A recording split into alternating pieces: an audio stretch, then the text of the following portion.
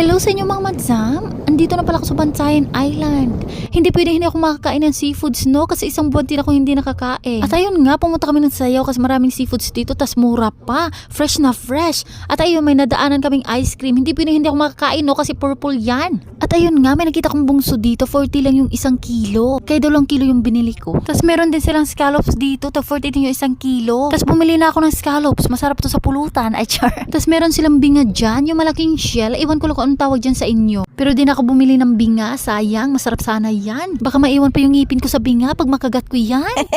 Ayun nga, meron din silang wasay-wasay dito. 100 yung isang balde. Kaya bumili na ako. O, diba? Masarap talagang tumira sa isla. At ayun na nga, kinain na niya yung ice cream ko. O, diba? Masarap. Sana all. O, diba? Ang dami ko nang nabili. 200 plus lang yung nagastos ko. Makakabili pa ako nito ng Red Horse.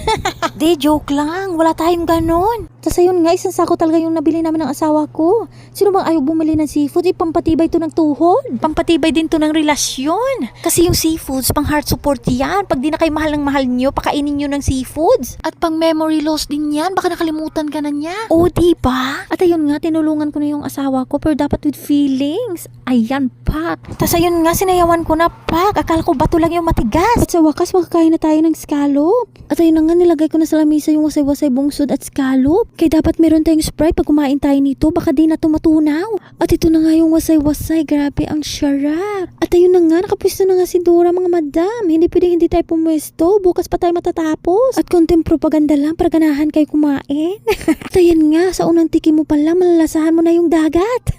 Sa unang tikim, nasa Pacific Ocean ka na. At kahit taga-isla tayo, no? Takam na takam pa rin tayo sa seafoods. Baka ako lang to. Or baka ikaw din. Oh. At ayun nga, hindi pwedeng hindi tayo mag-chismis sa pagkainan kasi maritis tayo. At ayun nga, nandyan yung anak ko nagpapakyut sa kamera. At nandyan yung father ko. Slight lang daw yung kakainin niya pero nakarami na. At andyan na nga si Baba. Manang-mana talaga sa tita niya. At ayan nga yung wasay-wasay. Ang hirap buksan. Yung mukha ko. Yung mukha ni Father parang may pinaglalaban. At kahit pa man ating ipaglaban kung hindi para sa atin, hindi talaga. At ayan nga si Father parang galit na galit na. Buti naman nabuksan. Kung hindi, babalik ka talaga sa dagat. Tapos meron din pala kaming buttered chicken. Bawal kasi yung mga seafood sa bata pag gabi hindi natutunaw. Ay grabe, ang sarap nga naman ng wasay-wasay. Ang taba. Kasing taba naman talaga ng bumili. At ayun nga, ang dami naming seafoods dito. Kailan kaya itong mauubos? Baka hanggang fiesta na to. Ayan nga, nakapwesto na kami. Kanya-kanyang trip na lang yan. O diba, naka-ice cream pa yung kanin. Sosyal. At ayun nga, nag-focus na kami sa kainan dito. Grabe, tumulo pa yung sipon ko. At ayan nga, lagi nakatawa. Hindi pa nakainom yan, pero parang lasing na. Sabi, marami na talaga akong nakain ito. Pero